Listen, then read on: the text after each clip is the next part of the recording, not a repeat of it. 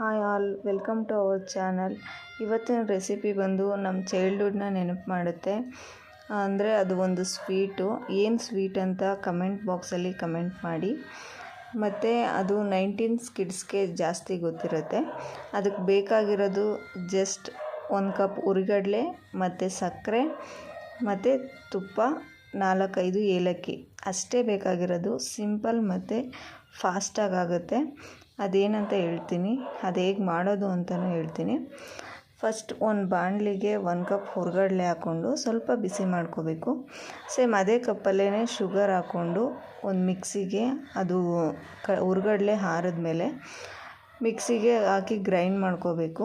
ಅದಾದಮೇಲೆ ಅಂದರೆ ಮಿಕ್ಸಿ ಸ್ವಲ್ಪ ಜಾಸ್ತಿನೇ ಪುಡಿಯಾಗಿರಬೇಕು, ಸ್ವಲ್ಪ ನೈಸಾಗಿರಬೇಕು. ನೋಡಿ ಹೀಗಿರಬೇಕು. ಅದಾದಮೇಲೆ ಒಂದು ಬಾಣಲಿಗೆ ಎಣ್ಣೆ ಮತ್ತು ತುಪ್ಪ ಹಾಕ್ಕೋಬೇಕು.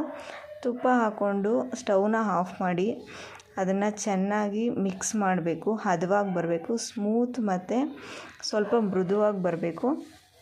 ಅದಾದಮೇಲೆ ಒಂದು ಪ್ಲೇಟ್ಗೆ ಅಥವಾ ಒಂದು ಬೌಲ್ಗೆ, ನಿಮ್ಗೆ ಯಾವ ಶೇಪಲ್ಲಿ ಬೇಕೋ ಆ ಶೇಪ್ ಇರೋ ಬೌಲ್ಗೆ ಎಣ್ಣೆ ಹಾಕ್ಕೊಂಡು ಮೃದುವಾಗಿ ಕಲಸಿರೋ ಹಿಟ್ಟನ್ನು ಅಲ್ಲಿಗೆ ಹಾಕ್ಕೋಬೇಕು. ಹಾಕ್ಕೊಂಡು ಒಂದು 10 ಮಿನಿಟ್ಸ್ ಫ್ರಿಜ್ಗೆ ಇಡಬೇಕು. ಫ್ರಿಡ್ಜ್ಗೆ ಇಟ್ಟಮೇಲೆ ಅದೊಂದು ಸ್ವಲ್ಪ ಗಟ್ಟಿ ಆಗುತ್ತೆ. ನೋಡಿ ಹೀಗಾಗಿದೆ.